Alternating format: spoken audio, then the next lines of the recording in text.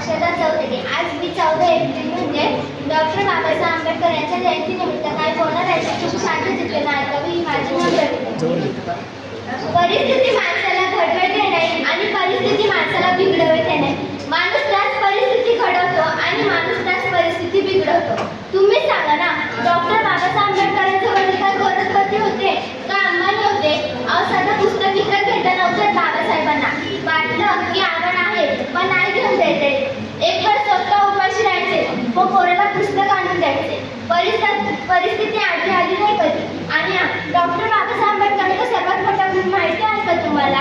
त्यांनी त्यांच्या आयुष्यात वाचलेले पुस्तक ते पुन्हा कधी विसरत नाही.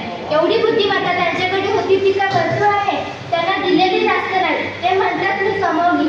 कशी कमवली? तर माझी परिस्थितीतून कमवली. माझ्या वडिलांची अंतिम परिस्थिती अशी नव्हती की मी एखादं पुस्तक विकत घ्यावं. त्यामुळे जेव्हा एखादं पुस्तक माझ्या हाती पडायचं त्यावेळी मला वाटायचं की एखादं पुस्तक माझ्या हाती पडलंय. पुन्हा माझ्या उभ्या आयुष्यात हे पुस्तक माझ्या हाती पडेल की नाही हे मला माहीत नाही. त्यामुळे आता असं वाटेल की आता पुन्हा वाचायची गरज नाही. मित्रांनो, माझ्या बोलण्यात तुम्हाला माझ्या भाषणाचा विषय काढण्यात असेल. अगदी बरोबर ओळखलं. शिक्षण हा वाघिणीचे दूध आहे. हे पिल्याने माणूस गुणगुणल्याशिवाय राहत नाही. हे डॉक्टर बाबासाहेब आंबेडकरांनी जनतेला सांगितलं. परंतु वाघिणीचा दूध मिळवणे अस्पृश्यासाठी अशक्य होते. हेही सर्वश्रुत आहे. अस्पृश्यांना शिक्षणाचे अधिकार हिरावण्यात आले होते.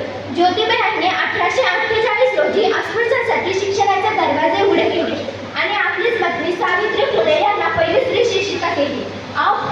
फक्त पहिले आणि पहिले शिक्षण नसतं. बुद्धीला सत्याकडे, भावनेला माणुसकीकडे आणि शरीराला क्षमाकडे नेणारा मार्ग म्हणजे शिक्षण आहे. जसं उपासवारीने माझं अशक्त लहानपणीशी होतं ना, तसं शिक्षणामागे दुसऱ्यांचा गुलाम होतो. अशा या विचारांचे होते आपले बाबासाहेब आंबेडकर. मित्रांनो, बाबासाहेब म्हणजे ज्ञानसूर्य. या ज्ञानसूर्याने आपल्या प्रखंड प्राधित्याने साऱ्या जगाला प्रकाशमान केले. वर्षानुवर्षे गुलामगिरीच्या खाली किंमत पडलेल्या अस्पृश्य समाजाला शिका, संघटित व्हा आणि संघर्ष करा असं ओजस्वी संदेश दिला.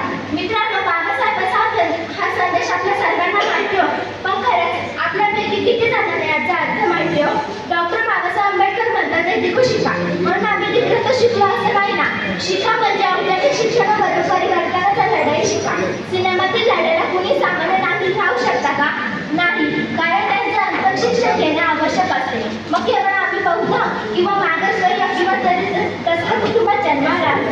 त्रिशतक पंचवीस जैन म्हणून वाढलो म्हणून आम्ही आंबेडकर झालो का? जरी आंबेडकर लढाई लढण्यासाठी पात्र झालो तर नाही ना. तर अजूनही बाबासाहेबांच्या मतेकडे